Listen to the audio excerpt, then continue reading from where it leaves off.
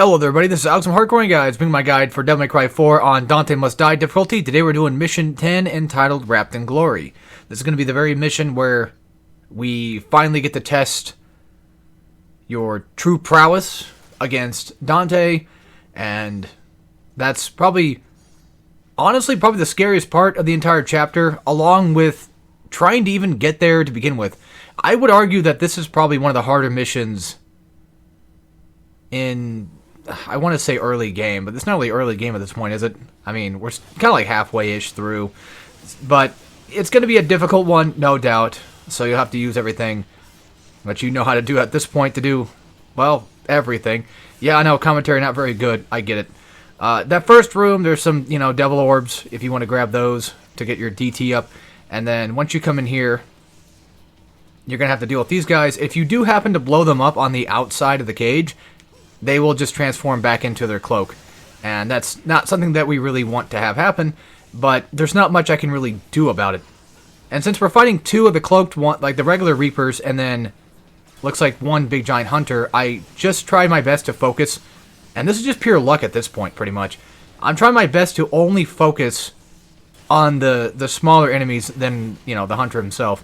And then, of course, we fought hunters before, so just once again, you'll have to do what you've been doing. If the swords start clinging to you like this, and you don't got DT, you can just jump and avoid most of them like that.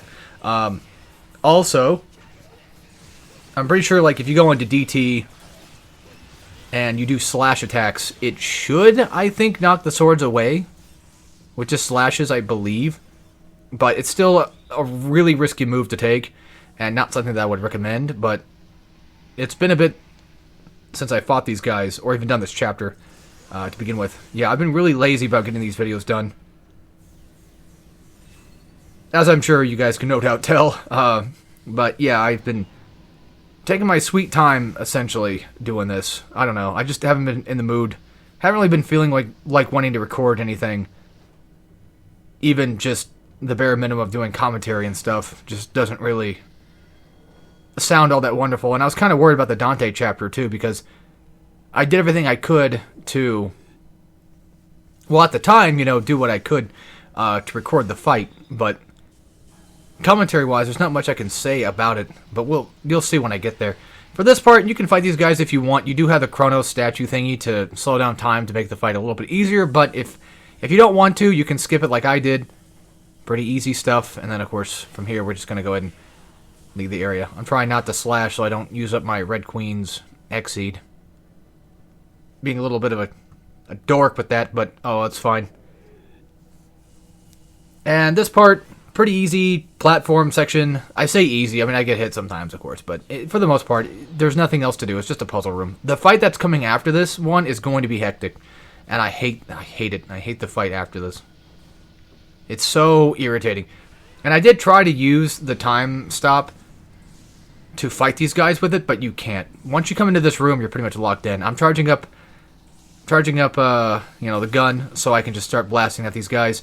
And this room's dangerous because of the blades kind of spinning around. There's not really much room you can use to fight these guys with. But yeah, my best advice is just put as much pressure on them as you possibly can. And, stick close to them so they can do that attack more often than not, because they typically do.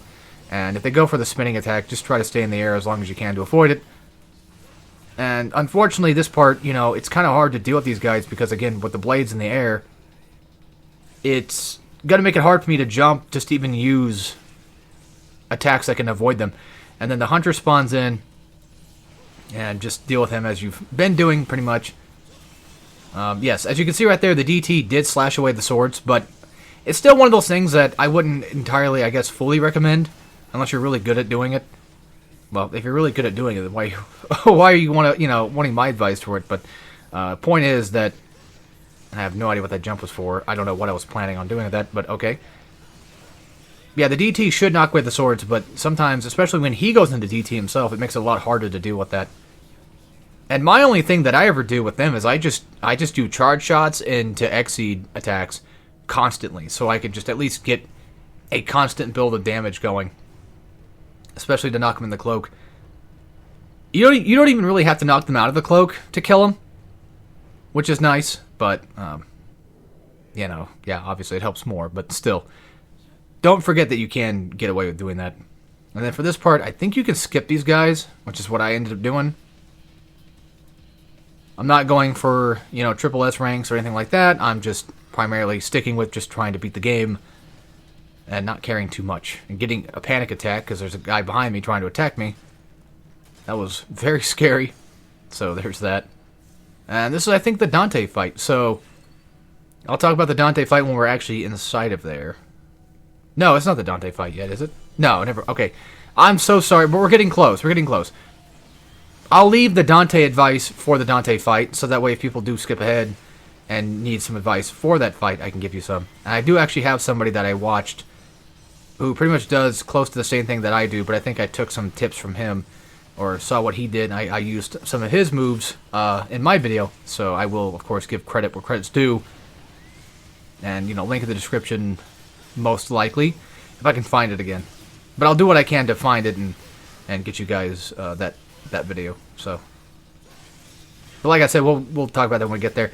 For now, for this part, I focused mainly on the dogs first because they're the easier ones to take out. I don't even bother with grabbing the dogs because it just takes too much time to even throw them around. And these guys, you know, as annoying as they are, because of how high their defense is, along with their really odd attacks that aren't the most easiest for me to kind of figure out because, you know, I'm used to the other statues more often than not. These guys are just a bit faster, but that's just, you know, that's just a skill issue on my end.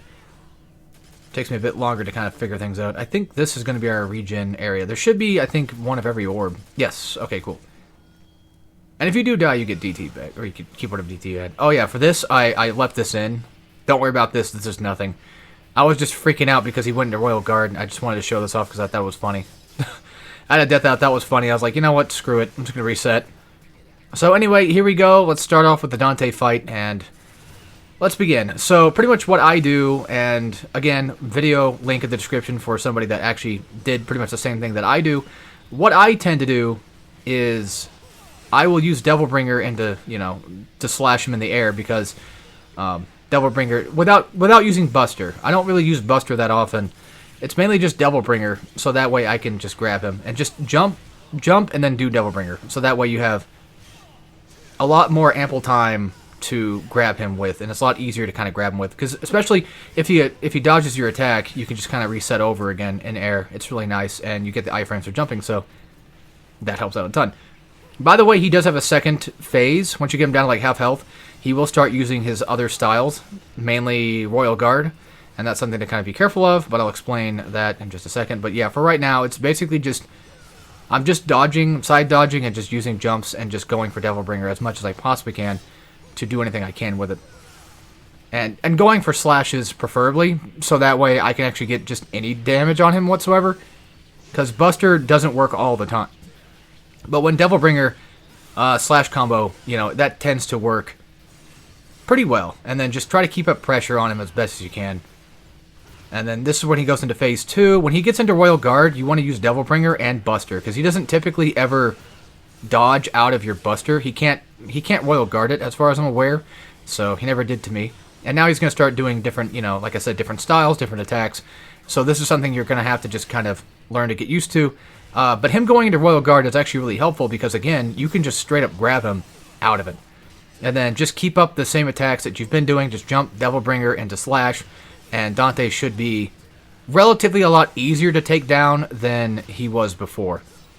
Or, you know, before I ever got somewhat decent at this. When he's launching up the Pandora, you can just kind of just run around and dodge it. Because you can spend the whole time just basically building up the laser, which is just essentially a waste of time. And if he does happen to get you stuck in a combo, just activate DT. And if you don't want to keep it on, you know, if you don't really feel like you need it, or you might want to keep it for a safety measure for later, just deactivate it again just to keep it for a burst. That way you can just kind of break out of a combo if need be. And yeah, that's pretty much just it. Like I said, I'll give credit to the guy that I did find a video for that did pretty much the same type of thing that I do, but with, you know, adding the slashes. So I'll put that in the link in the description so you can check it out there. Anyway, that's it for this. So as always, take care, everybody.